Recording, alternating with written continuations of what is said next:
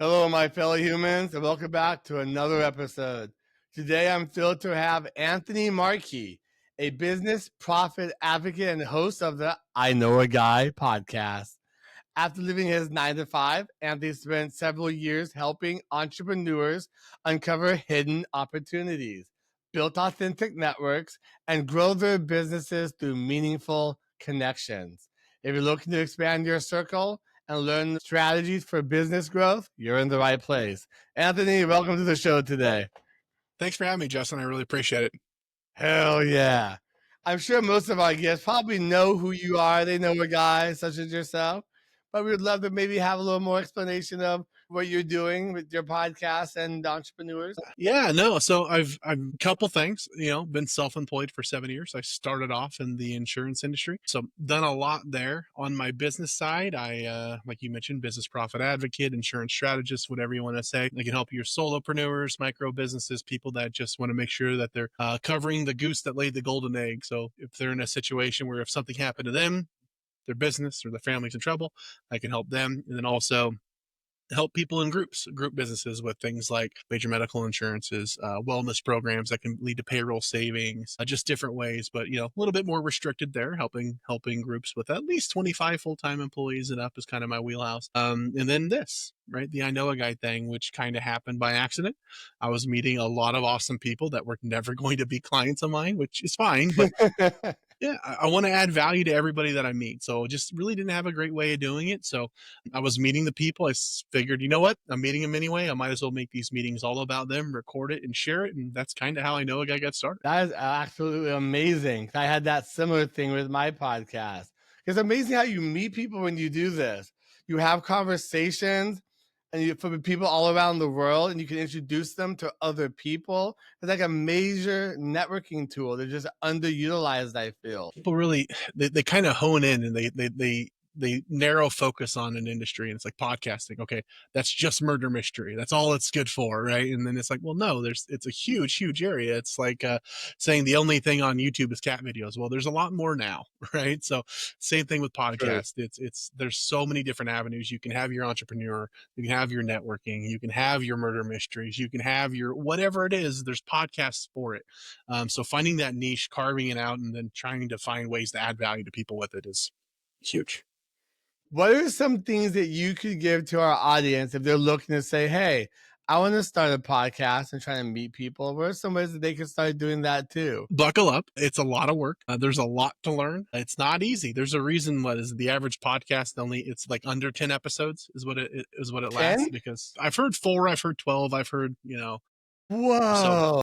really depends. If you're past that, then congrats, you're one of the few. Woo.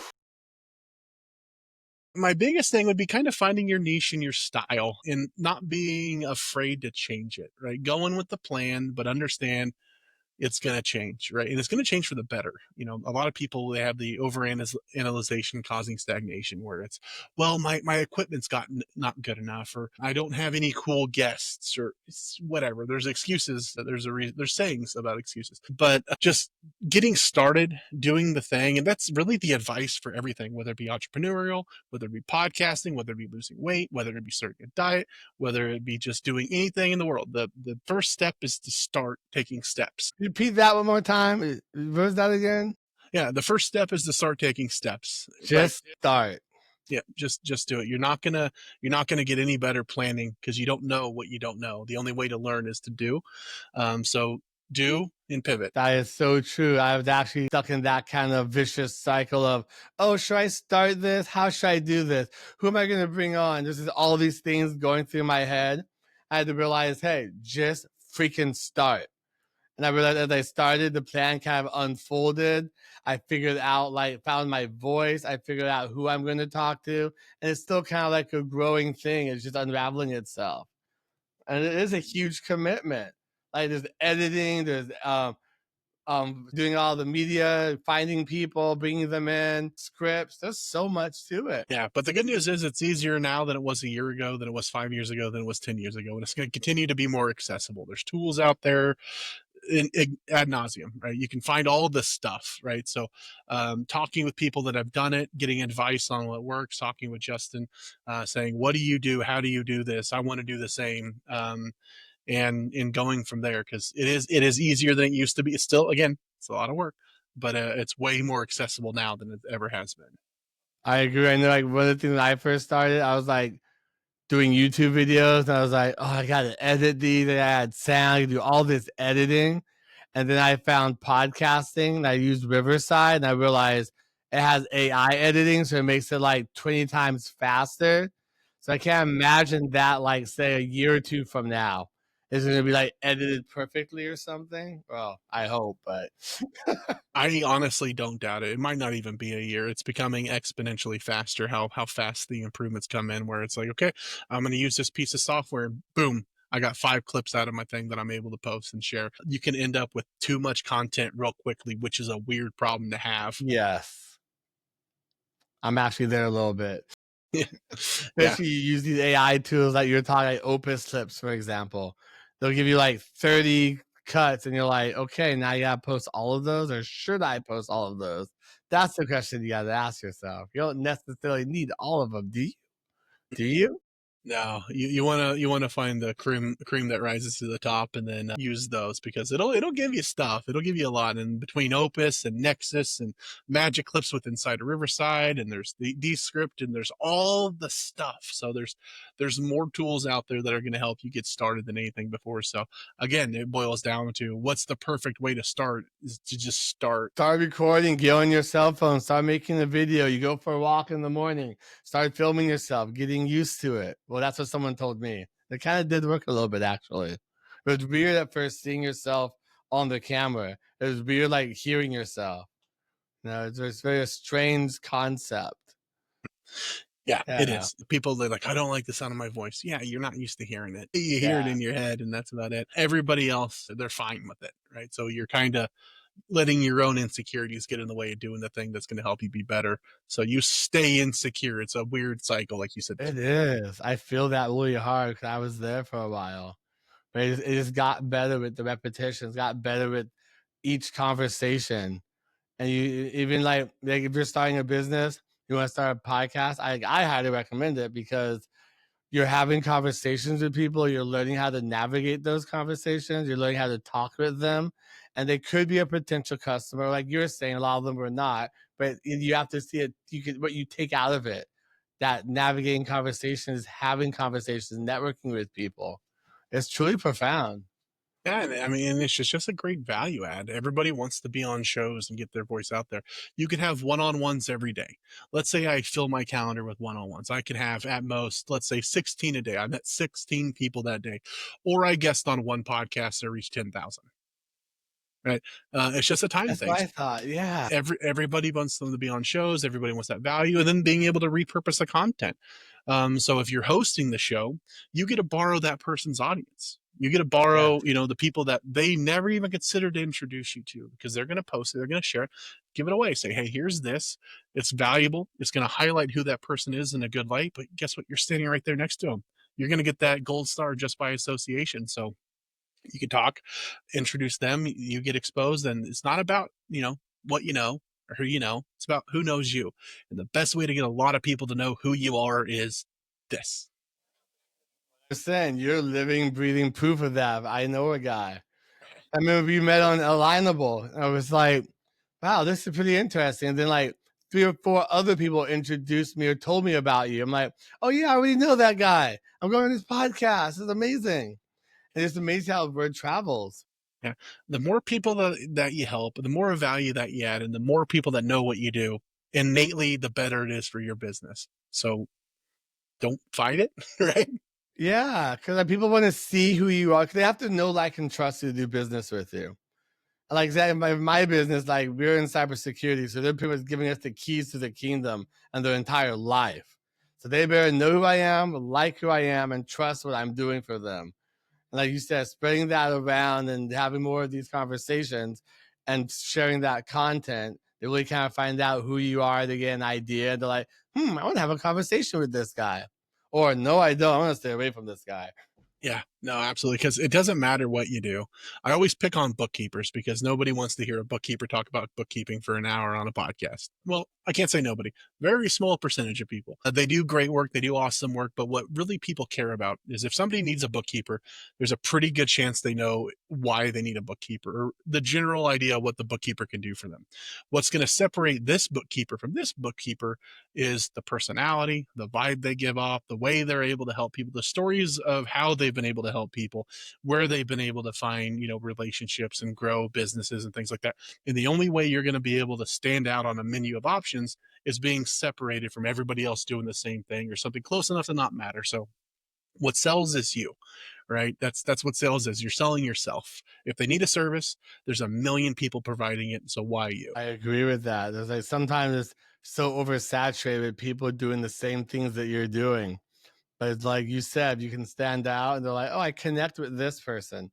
But like it's kind of like that thing where people says there's abundance versus oversaturation where like people think there's like not enough jobs and not enough money out there. But there's so many people looking for services that you offer and they may connect with you, but not me. So in doing so, we all have our tribe out there to connect with. Yeah, that's the abundance mindset, knowing that you don't have to help everybody. You can just help the people that you fit with, your tribe, your Yes. vibe, whatever it is. Because guess what? It works both ways. If I'm putting myself out there and somebody doesn't like my vibe or they don't mesh with me, I also don't want to do business with that person because it's going to be like pulling teeth. So it goes both ways. So it's a good way to find more clients and it's a better way to find the clients that you actually want to help. Yes. That's very important because like you said, you can't work with everyone. And you shouldn't want to. You should take pride and value in the people that you do help and attract those people because some people are going to be horrible clients. Not necessarily horrible people, just horrible clients for you and how you guys may mesh together. And I've been learning that on my journey. I'm like, yeah, I can help everyone. Woo! Wait a second. They're not paying me anything. I can still help them, but where am I going with it? Yep. Or I'm on the phone with them every single day, right? Ooh, That's a big one. It's what's the 80/20 80/20 I'm the rule life where it's coach. yeah, yeah, exactly. 20% of your clients are going to take up 80% of your time, right? So Yeah. those folks, and God bless them. They're awesome people, but a lot of them they can be a little bit more needy. You want less of the needy, more of the I'm going to put it in place and it's going to be good and you're going to be happy. Right. And there are people out there that will take the needy ones and help them along their journey and train and teach them. I would like to ask you about more about networking and building authentic relationships to people because it's as you get into entrepreneurship, you start having conversations with people. It's like example, you go on Alignable and you start talking to people. You notice so many people are trying to shove things down your throat. They're trying to hard sell to you, but they're not understanding the concept of I need to connect with this person and network with them and find out who they are and read them. And down the road, my product will kind of sell itself if we vibe together. So I kind of know more about like having those conversations and helping people understand to not sell so hard, but to really to network with people and communicate and connect with them first. Yeah, a lot of that is just maturity in business, in my experience. When Ooh. somebody starts off, they have commission breath, they're coming at hard, they're excited, they're ready to go, they got the only solution in the world, and they don't realize that people have been around for a while, not buying their stuff. Like, what's going to make it so special that they need it now? So they try and push, and it's never worked for anybody. They learn quickly. So you have two options that you can do with that. You can either, let's say you're a networking event, it's like a 7 minute, one on one. You can just sit there for 7 minutes and let them go. And at the end of it, say, hey, appreciate it. And then move on with your life. They told you in that 7 minutes who they are, what they do, why you should buy from them, and why you should never talk to them again. Right. You can be mad and say you didn't let me talk, or you can just say okay, thanks for letting me know that this isn't something It's a to learning look at. experience. Exactly. Or you could take that learning experience and you can stop them if you want to take this responsibility on and being the one to guide them and sherpa them I've done and be that a like few and be times. like, hey, you know what, I hear you. It sounds like you're really passionate about what you're doing, and I love to see that, especially in a newer entrepreneur like yourself. But what you're doing here has never worked for anybody ever. You'll learn that one way or another. You'll either take my advice or not, but it's not going to work. If somebody pitches me something in a one-to-one the very first time we met them, even if it's something I know I need, I'm not going to buy it from them. I will go find somebody else. If they said that they showed me this big gaping hole in my business that they have a solution, guess what? I'm not going to buy it from the person and reinforce that behavior. I can't. The Feels networking needs to be icky and better. weird too. It does. So, if you want to take that role on, you could tell them, what, I really appreciate what you're doing, and be nice, be pleasant. They don't know any better. But this has never worked for anybody. Let's take a step back. If you'd like to connect again, we can have an actual conversation. I'd love to get to know you. So that's an option too. Or you can just, like I said, wait 7 minutes and go. And disconnect. Exactly. It depends on what you want to do or how you're feeling that day. I'm going through a tunnel. Yeah, bye. Like I have learned that in the beginning of my journey, I've always felt weird about trying to sell to people and push things. It never felt right to me, but I didn't know any other way. But I started learning as you really communicate who you are to that person and just trying to see how you can really help them and just get to know them more and just really network. It kind of sells itself. They're kind of like, well, I like this. It feels not icky. And they're like, well, I want to connect with you. Well, you're amazing. And it's like you vibe. It's like this synergy. Yeah, if you have an offer that resonates with them, the benefit is you're not pitching, you're telling. It's a show not tell kind of thing. So like when somebody's asking me stuff about what I do, I'll tell a story. I'll say, here's how I've been able to help other people in the past, because one of two things are going to happen. They're either going to go, well, that sounds like me. How can you help me? In which case, oh, now you have the opportunity to help that person, right? Or they're going to say, I know somebody that you might want an introduction to. That then you can go help that person. But if you came in here and said, I need to talk to you about that, it immediately puts their guard up, and no matter what you say, nothing's It's going to like them happen. knocking on your door. Do you have time for our Lord Jesus today? Whoa, buddy. Whoa. Yeah, it's just not the appropriate way. So Yeah, being mature enough in business to say, I'm not going to help everybody. I'm going to tell my story when people ask and are genuinely interested. And if there's anything that I say that piques their interest, they'll let you know, and then you follow up. I agree. And it's hard sometimes. Like you said, when you're in the beginning, you have that commission breath, like, oh, come on, time to make a sell. Like, and it's unfortunate you have to kind of learn to dial that down and really figure out how you want to do business and then how you want to sell and how you want to be sold to. You definitely figure out both of those. It kind of goes both ways. Another area to that too is even the people that aren't trying to sell you, that come in and go, referrals please. Again, Mm. it's the same kind of vibe where it's like, well, I don't know you, I know my clients, I like my clients, they pay me, right? Why would I introduce you to them? I don't even know who you are. So in the same vein, you might be thinking, oh well, I don't pitch the person I'm talking to, I'm trying to talk to their phone, like talk to the people they know. It's like, yeah, but you're doing it in the exact same way, so you failed to learn the lesson. Or it's like you're not That doing is that. so true. I fell into that when I started as well. I see that now. Damn, this blew my mind.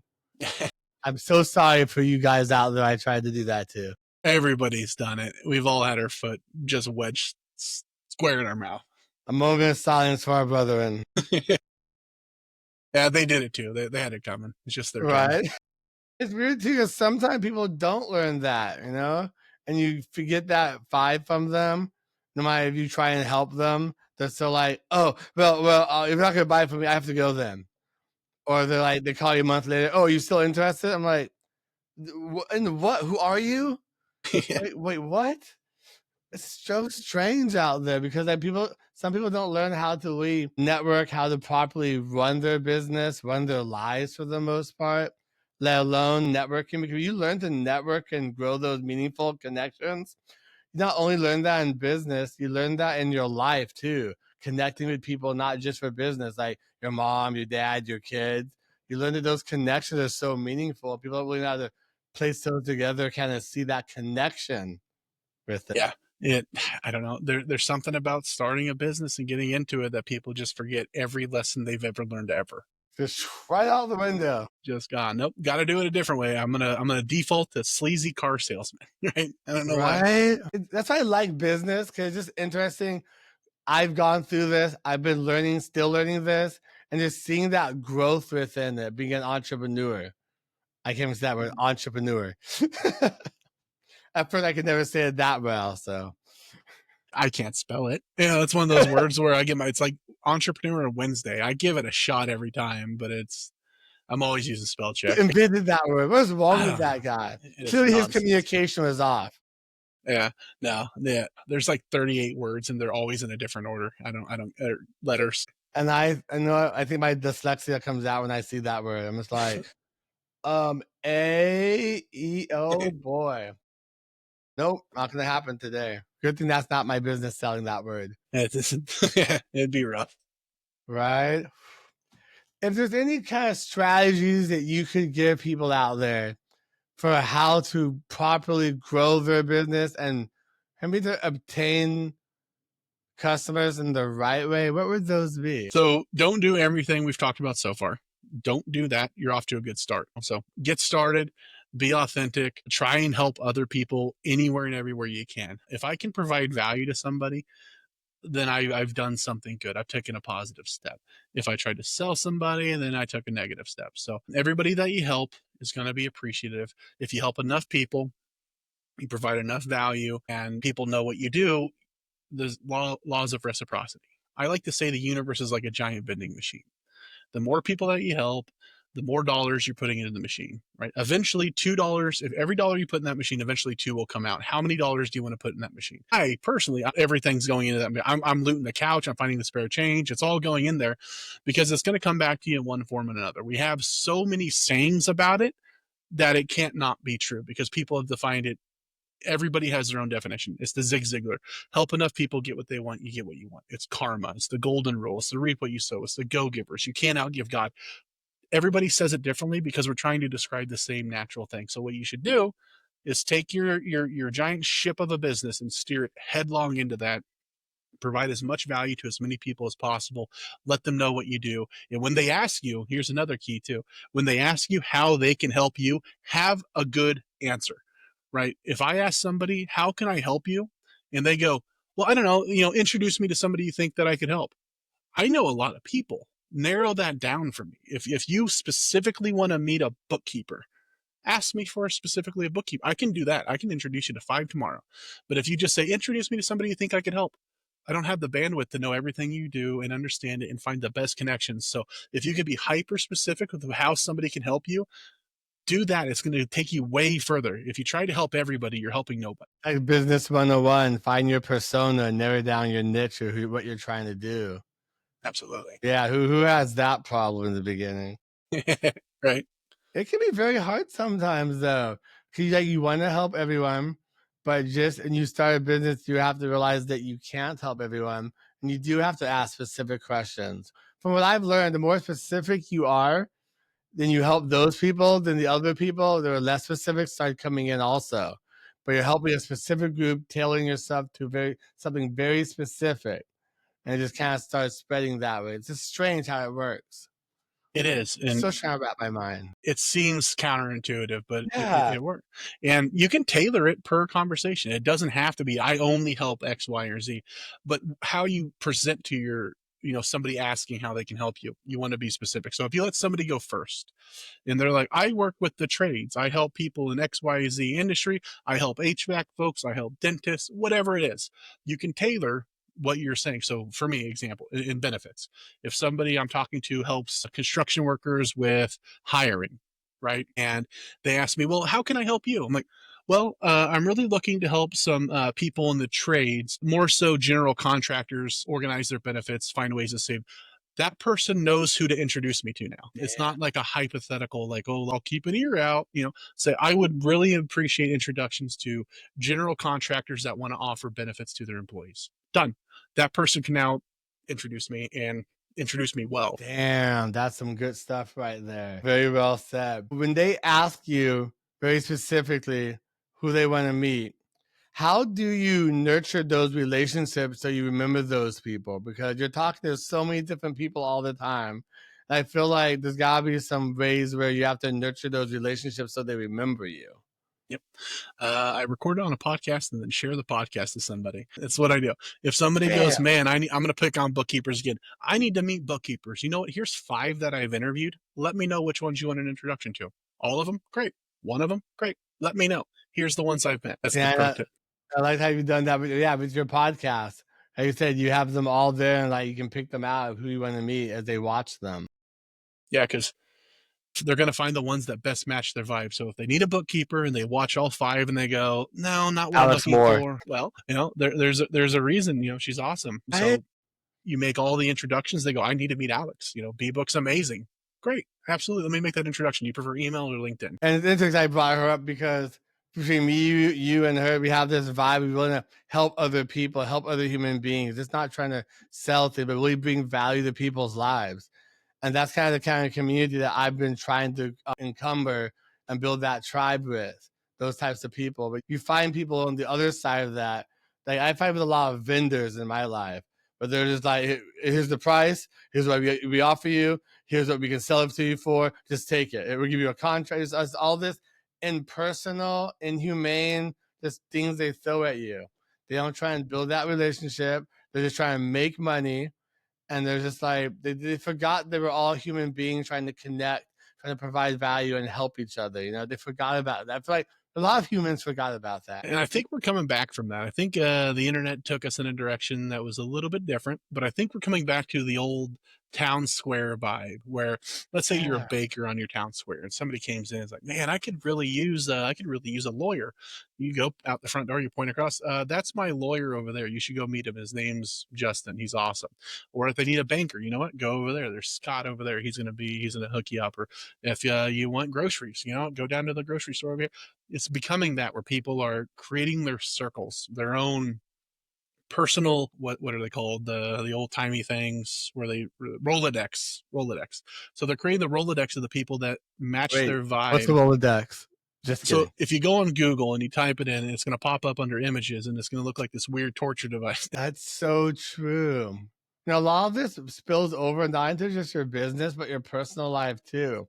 Like I feel a lot of people forgot how to have conversations. We forgot how to connect, how to like we were so caught up in this like 15-second scroll type mentality or sell something in 5 seconds. We just forgot just being human beings and connecting. Like you said, introducing people to Yeah, like if somebody's selling something and they're posing in front of a Lamborghini that they rented, I don't want whatever they have. You could have this too if you rented it. Pass. right? I don't need your course. Good shot. It used to work, and I think we're running into that. The saying is, if you want to go fast, go alone. If you want to go far, go with a group. And that's what people are doing. They're finding that circle of people that are going to fill the niches. Because again, it comes back to when you're starting a business, you don't know any better, and you're afraid to say no. If a client asks me, hey, can you help me with cybersecurity? Early in my business, I'd be like, oh, yeah, absolutely. I'll help you with whatever you need. I'll go figure it out. Know nothing about it. And you go try and do something that you're not good at. You're not going to do a good job. They're going to be worse off. You're going to be worse off because you wasted a bunch of time. Where being mature in business, hey, can you help me with cybersecurity?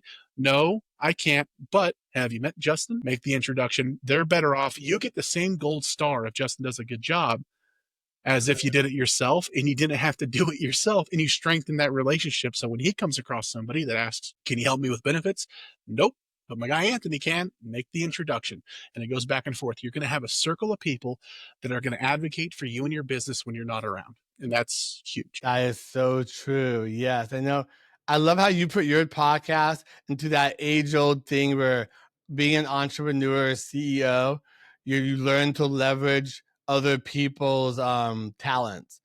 Like you said, you don't know how you can't know everything, and that's okay. But you knowing who to connect people with, you knowing who can do a good job in that, and they would still kind of validate that through you, that connection is amazing. And that's a huge skill to have. We can't be doing everything ourselves. We have businesses to run, lives to live. We would be like madness. Well, that was me like 6 months ago, but still, it's madness. Yeah, no, it is. Stay in your zone of brilliance and find the people in theirs. You can't be a Michael Jordan everywhere. Just create a team of them. Right? Like I tried that so hard too. Is like that whole like, oh, if I can't do it, then it can't be done. And if I don't know how to do it, oh, I'm gonna fail here. I'm not gonna have a business. They're not gonna look at me the same. And it's like just breathe. It's okay. These are skills you have to learn, obtain, and then breed those skills with the right people. Absolutely. Yeah. Again, it's just a fear. It They is. don't have the abundance mindset where it's like, I can say no to a client. Especially I can say no to a client if I have a solution for them that I don't have to do. I cannot do this for you, but I know somebody that can. And that just strengthens that relationship. You know, So if you're valuable. their guy, you know, if you're their guy that's going to be able to help them in all aspects without actually having to be the expert in all aspects, that's lifelong client. Right? 100%. And it's unfortunate, like in my field, in cybersecurity, they really, people don't understand IT and security that much, so they expect you to know everything. The computer falls off the shelf and it breaks. Like, oh, you can fix this, right? Yeah, let me get some glue. Sure. Okay. Because they expect you to know how to do every little thing, but you can't. And you don't have to. Leveraging the network that you're building is such key to growth. Absolutely. Yeah. Yeah. What's the saying? Your network is your net worth. Ooh, no, I keep hearing that, and it's starting to make more sense as I'm going through this process building my business because I'm still in the beginning of mine, you know? People are like, "Oh, you have a company. Oh, you must be doing so well." I'm like, "No, it's still a startup. We're still trying to figure things out, grow our systems." And like, I put most of my stuff on these podcasts online, showing my growth of how I'm trying to build this, and I'm fine with that because you have to be able to step outside yourself. Be like, I don't know this. I'm learning this, and I'm okay with that. It's about me doing this process, not you thinking I know everything. That's incredibly valuable. I always tell people because, you know, back to the very first question that we were talking about is, you know, starting a podcast. A lot of people say, well, I don't know enough. I'm not the expert. I'm not Gary Vee. I'm not Alex Ramosi. Woo! It's like honest, awesome. You shouldn't be, right? If somebody's starting a business and you're 20% further along that path than them, the information you have is super valuable to that person and it's super timely and relevant because you just did it. Right. If you're only looking to the experts of the experts that are, you know, maybe they went through what you went through 10 years ago, things have changed since then.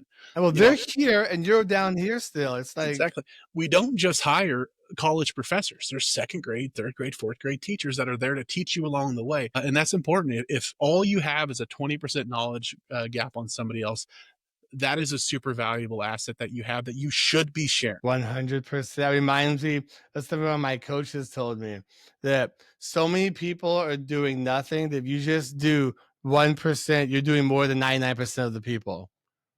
And I didn't really get or understand that as I started doing stuff and then started seeing the statistics and everything. I'm like, whoa, no one is really doing anything. This is crazy. It blows my mind. Like I've had people ask me about podcasts. I'm like, I just started this. I don't know what I'm doing. No one does. But I just started, like you said.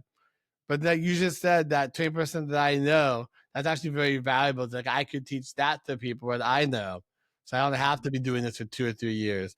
That's different. So like say from now to 1 year to 2 years, those are different levels of different learning of doing that thing that I'm doing, podcasting or building a business. And they're all valuable, like you said. Yeah, Oof. immensely so. Damn. God bless America. Well, Anthony, I wanted to thank you for coming on. I really enjoyed having this talk with you. I love these deep talks with people. I enjoy podcasts. It's amazing. There's a lot of awesome people out there doing awesome things. Why wouldn't you try and talk to everybody? Yeah. And people forget that, like we did mention it earlier, that as long as you start and then you have to realize and understand and come to terms with you're going to connect with not everyone, but those you do connect with are the valuable relationships that you should build. Don't try and sell to everyone, only those ones that will actually truly connect with you. Yeah, absolutely. That's it. That's the Well, that's it. We're done. We understand the meaning of life. close enough. 20% Yeah, closer. There we right. go. True story.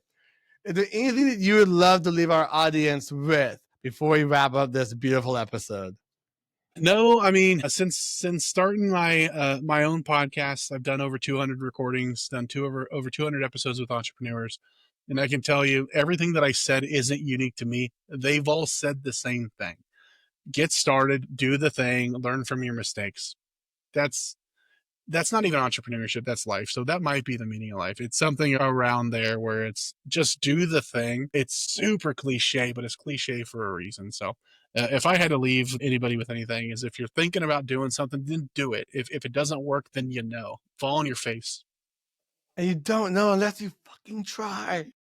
Yeah. That was so beautiful what you just said, because I still find myself there sometimes where it's like, so people have done it before you. They've made it work. They've been successful in it.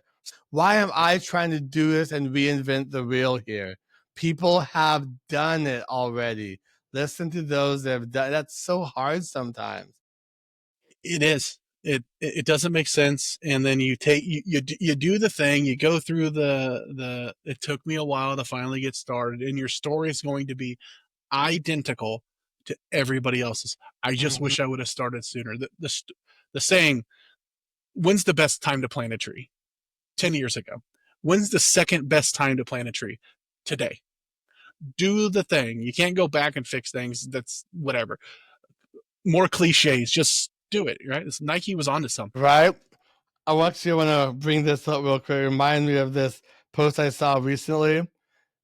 We said, stop using your age as an excuse. At any age, lift weights. At any age, write books. At any age, find new love. At any age, start a business. At any age, climb a mountain.